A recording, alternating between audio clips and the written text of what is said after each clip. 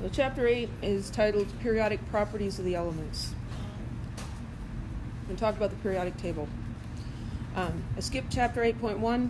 Don't remember why, but apparently I had a good reason. You can read it.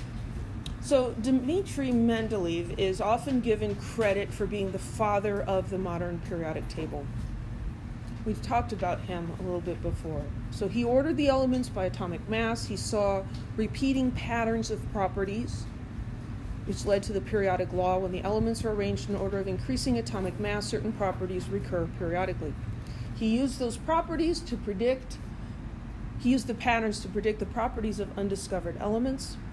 And there were a couple of places where the atomic mass order didn't fit with the other properties, and so he followed the other properties. An example is tellurium and iodine.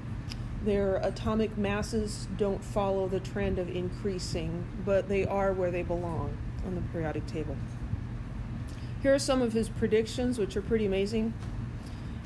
He predicted what he called Eka aluminum. Eka means below, so this is the element below aluminum on the periodic table.